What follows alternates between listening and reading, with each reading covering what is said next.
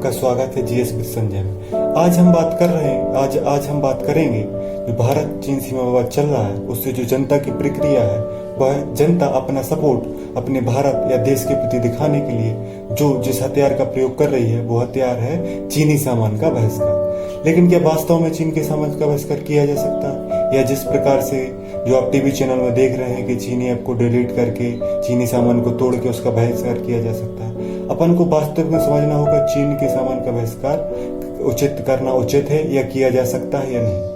आइए तो शुरू करते हैं। चीन और भारत का व्यापार लगभग 98 अरब करोड़ डॉलर का है। जो पिछले वर्ष की बात कर रहे हैं 98 अरब डॉलर का है, जिसमें फायदे में चीन है, नुकसान में भारत है। ये बात आपको याद रखनी पड़ेगी।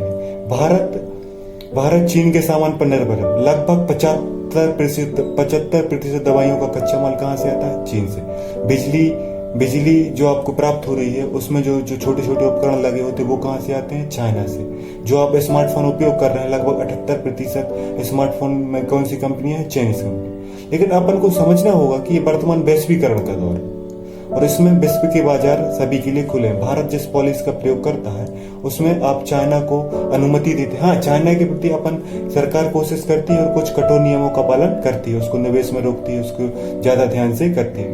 लेकिन अपन को समझना होगा कि अपन बहिष्कार इस रूप में ना करेंगे जिससे अपन को नुकसान हो जाए। राजनीतिक तौर पर नहीं कि आपने अपना सामान खुद तोड़ दिया, चाइनीज का सामान होने के कारण तोड़ दिया, दवाइयां खाना बंद कर दी, ऐसा नहीं होता। अगर अपन को विरोध करना है तो आर्थिक जो समाधान है, चीनी सामान को आर्थिक रूप से कमजोर करना है, उसको इस रूप में प्रयोग करना है कि अपन उसको कूटनीतिक रूप में प्रयोग कर सके। मतलब चाइना पे दबाव बनाने के लिए उसके सामान का बहिष्कार किया जाना चाहिए।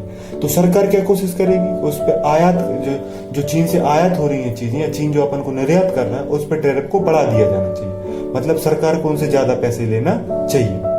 तो सरकार जो आत्मनिर्भर भारत चला रही है, मेक इन इंडिया चला रही है, उसमें सरकार को क्या करना चाहिए कि अपनी कंपनियों को विशेष छूट देना चाहिए, अपनी कंपनी को सब्सिडी देना चाहिए कि वो इस प्रकार से कार्य कर सकें कि वो कंपनी चीनी कंपनियों को टक्कर दे सके और चीनी कंपनियों से अच्छा सामान बना सके। यह कोशिश सरकार को करना चाहिए। और अगर लोगों की बात कहें, अपन को क्या करना चाहिए? अपन को ये करना चाहिए कि चीनी सामान का प्रयोग करने से बचना चाहिए। उसके बहिष्कार करने के लिए अपन कोशिश करनी चाहिए कि आप क्वालिटी से समझौता कर लें, कीमत से समझौता कर लें और भारतीय प्रोडक्ट को खरीदें।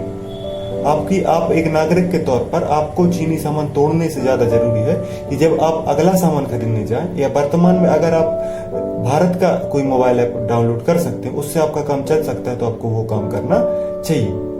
आपको ये ध्यान रखना चाहिए कि वैश्वीकरण के दौर में आप उसकी सारी चीजों को बंद नहीं कर सकते, क्योंकि ऐसा नहीं कि चाइना के सामान आप देखेंगे जो चाइनीज कंपनी है उसमें फोन भारत में बन रहे हैं, उसमें भारतीय को मेहनत लगी है, भारत की मिट्टी में बन रही है। तो जो राजनीतिक तौर पर उनके सामान को तोड़ दिया जाए, ऐसा उचित नहीं है। आपको क्या करना है कि आप जो आर्थिक रूप से चाइना को मदद कर रहे हैं उस मदद में कठोरता लानी है, उस मदद को ना करके और कूटनीतिक रूप से दबाव बनाना है। और जो चाइना भारत के बाजार को प्रयोग कर लिया, सरकार को कोशिश करनी है कि उस बाजार में अपने प्रोडक्ट, अपनी क्वालिटी और उस कीमत को इतना व्यवस्थित कर दिया जाए जिससे भारतीयों को चीन के सामान की खरीदने की जरूरत ना पड़े।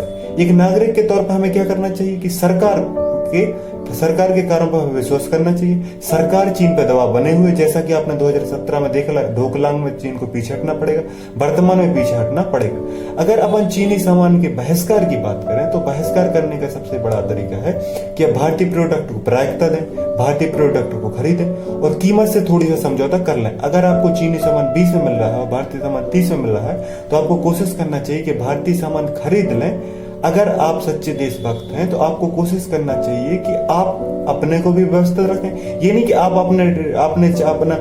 उसी मोबाइल से बॉयकॉट चाइना का मैसेज कर रहे हैं और वो चाइना का मोबाइल है। आपको याद रखना चाहिए कि उसमें सारी चीजें भारत की नहीं है, सारी चीजें चाइना की नहीं है। बेचने वाला भारत का है, वो बनने वाला भारत का है, उसमें पैसे कमाने वाला ही भारत है। हाँ, एक अंश चाइना का है, लेकिन आप लगभग 75% जो भारतीयों की चीज है उसमें एक अंश किसी विरोधी का होने से आप उस चीज को नष्ट नहीं कर सकते। एक बात आपको ध्यान रखना है।